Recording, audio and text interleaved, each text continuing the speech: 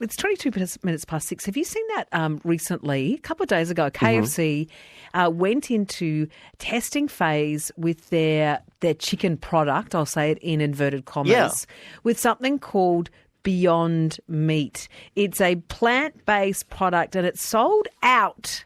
From everything that I can read, photos that I saw. If you can trust trust the news.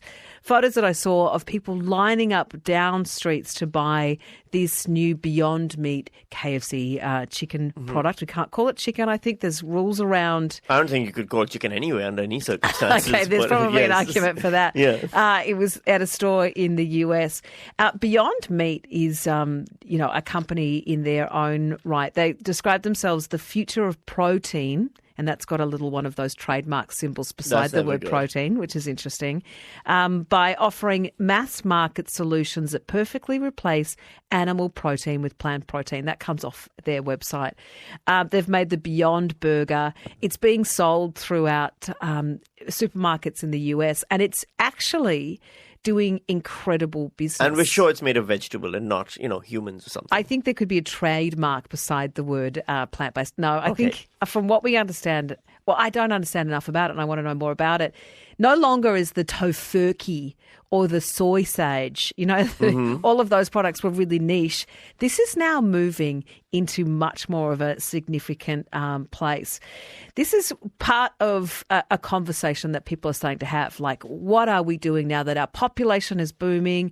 We have issues around our food security, etc. It's one of the conversations that will be happening as part of Global Table. It's happening at the Melbourne Showgrounds next week on Tuesday right through till Thursday, talking about how we deal with our food issues. And joining us to give us a bit of insight into that is Tony Hunter. He's a food futurist.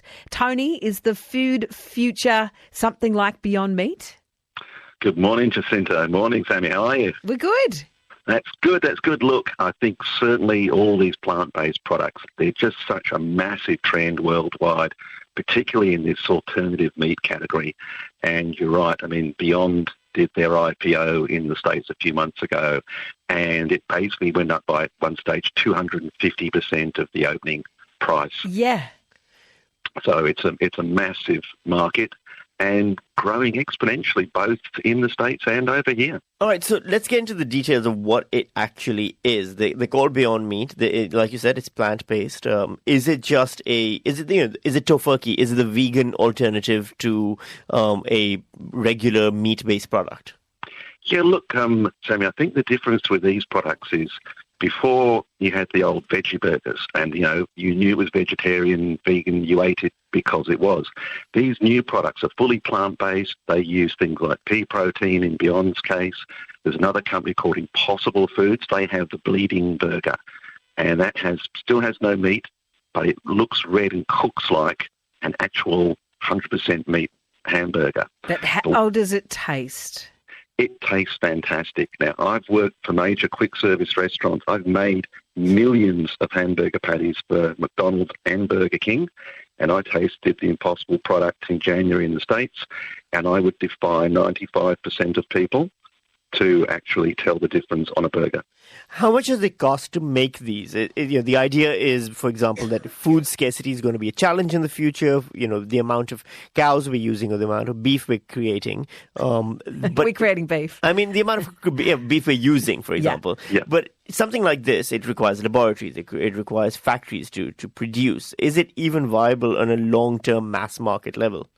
Oh, yeah, I think so. It's not far off now. And it's one of these things, as you know, the more you make of something, the cheaper it gets. We've got relatively small volumes compared to making meat hamburger patties. So you give this another couple of years, it will be at least as cheap as a normal meat patty, if not cheaper. So what's driving this enormous interest in these products? Because, as we said, the tofurkey, the soy sage was very niche for a very long time. What's the shift? I think some of the things you mentioned before, Jacinta, which is that, people are looking at sustainability, they're looking at their health. There's a big drive worldwide for people to want more protein in their diet. And these products have got good protein in them, and they've got sustainability credentials. And you're quite right, we use 50% of our habitable land to grow food, 75% of that to grow livestock.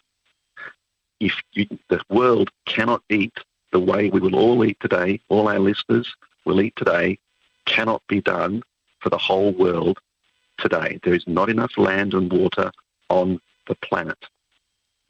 1300-222-774. Have you ever eaten fake meat? I want to ask you too, though, when I was reading the Beyond Meat website, they had the word protein, but they had, one of those sort of trademark symbols beside it, as if this is not actually protein, it's just a word that we're putting there to signal protein. What's that about?